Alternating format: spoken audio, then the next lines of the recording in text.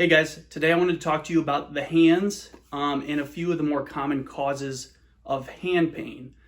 Because number one, obviously we use them all day long for pretty much everything that we do.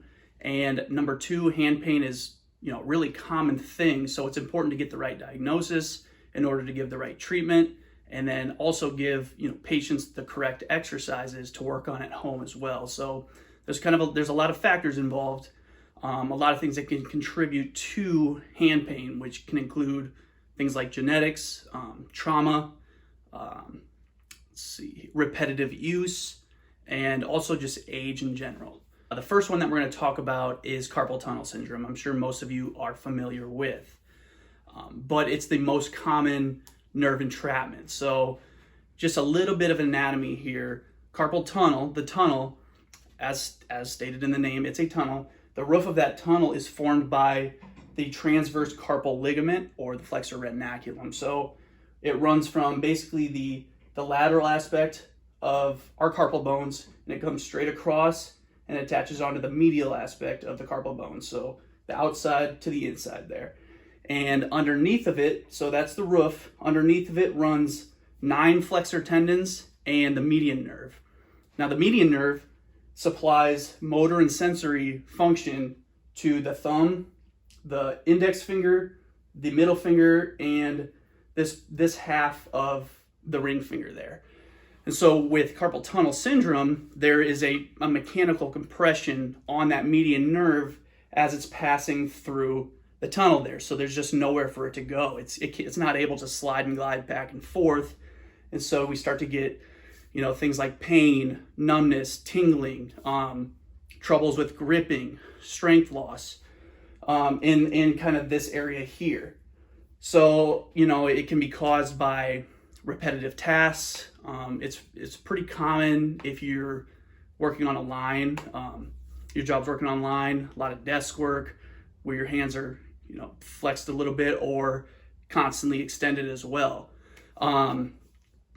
Along with that though, just because you're having symptoms into the hand here in this distribution doesn't always mean that it's true carpal tunnel syndrome. There might be a nerve entrapment, but it can also happen, up here in the pronator teres muscle. It can happen up here in the neck. So just because you're having those symptoms doesn't necessarily mean that you have carpal tunnel syndrome. One big thing with this one is night pain. If you're having pain that wakes you up at night, you have to kind of shake it out. That could be a potential sign of carpal tunnel syndrome or kind of the development of it.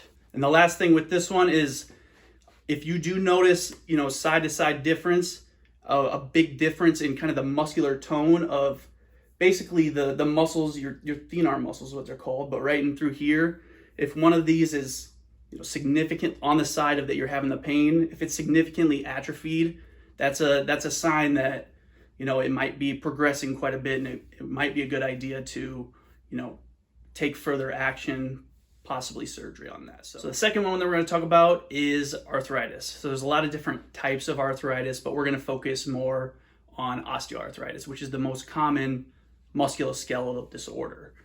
So with this, what happens is between each of our joints, there's cartilage separating the two bones that meet together. So we're not rubbing bone on bone. So the biggest factor with this one is really it's time, age. As we get older, that process kind of sets in, gets, progresses over time. And so with time, that cartilage starts to kind of degenerate a little bit here and there. It might be, more so or faster if there was a previous trauma there, or if you're doing a lot of the same kind of repetitive work that we saw like with carpal tunnel syndrome. So that may progress it a little bit faster, but yeah, the biggest factor is age. Typically where we're going to feel it is in the most distal of the joints of the fingers. So that there, and then also the next one down. So here, and then also the third place is going to be the base of the thumb there. So those are the 3 primary sites that we will typically see this the most. So signs and symptoms wise, probably going to have pain, stiffness, especially morning stiffness or periods of inactivity. And the last thing with this one is the symptoms are typically going to be aggravated most with activity and then relieved with rest. And the third one that we're going to talk about is de Quervain's tenosynovitis. So this is irritation of these abductor and these extensor tendons of the thumb as they pass through what's called the extensor retinaculum, right on the lateral side here near the thumb, where the radius and then the thumb meet here, causing irritation and inflammation within that area. So what it does is, more inflammation through there, cuts off the space where these tendons can run through. You can actually see these here, or you can see them on yourself.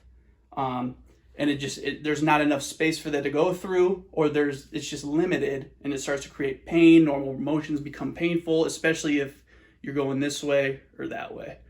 So again, this is somewhat of a repetitive use thing, pretty common in things like gardening, knitting, cooking, playing an instrument, carpentry, things of that sort. So there may also be with this one some pain that travels kind of up the outside of the forearm here, and there could possibly even be a little bit of almost like a squeaking or like a catching sensation through this area right through there. So